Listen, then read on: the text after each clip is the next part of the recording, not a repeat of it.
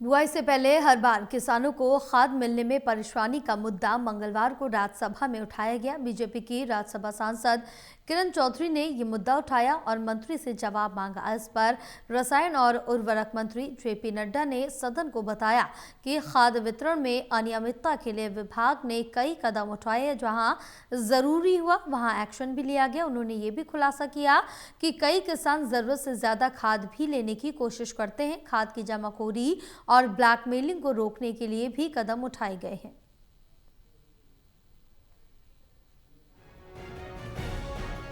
देश की संसद चल रही है और मंगलवार को राज्यसभा में किसानों को मिलने वाली खाद के वितरण में अनियमितता और फसल बोने के टाइम खाद की किल्लत को लेकर राज्यसभा में बीजेपी की सांसद किरण चौधरी ने ये मुद्दा उठाया।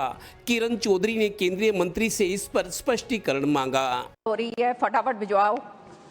तो मैं ये पूछना चाहती हूँ माननीय मंत्री जी से कि सारा का सारा जवाब आपने जो दिया है उसमें I would like to know, is there any proposal to integrate satellite data और remote sensing inputs to monitor crop acreage and thereby estimate more accurate fertilizer requirement forecasts, and also whether the ministry has taken a review of the transportation bottlenecks such as rail rake availability or port congestion that may directly or indirectly contribute to artificial scarcity in certain states. गौरतलब है कि मोदी सरकार के रसायन एवं उर्वरक मंत्री जगत प्रकाश नड्डा ने राज्यसभा में माना कि हाँ ऐसा हो सकता है, पर उन्होंने ये भी बताया कि इसके लिए क्या क्या एक्शन लिए गए हैं।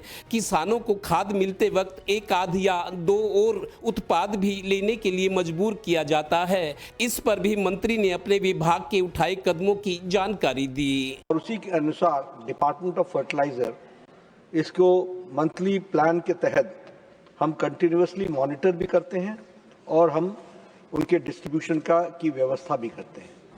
इसके लिए हमारे पास बहुत ही अच्छी व्यवस्था है जिसे हम इंटीग्रेटेड फर्टिलाइजर मॉनिटरिंग सिस्टम बोलते हैं, जो ट्रांसपेरेंट है और रियल टाइम मॉनिटरिंग होती है। इस रियल टाइम मॉनिटरिंग में सब्सिडाइज्ड फर्टिलाइजर कहाँ पहुँचा है, कब कब कहाँ जा रहा है, इस सारे का उसमें व्यवस्था होती है। गौरतलब है कि किसान इस देश में बड़ा फैक्टर और वोट बैंक है। हरियाणा की बात करें तो प्रदेश की 3.25 करोड़ की आबादी में लाखों किसान परिवार और इतने ही लाखों खेती मजदूर परिवार हैं।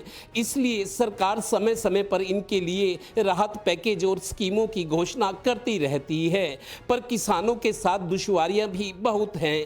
इसीलिए भाई लोग किसान भवनों की जीपों पर आगे बत्ती वाली जगह पर किसान सरकार और पीछे जब तक दुखी किसान रहेगा धरती पर तूफान रहेगा लिखाई घूमते हैं। Haryana bureau total news.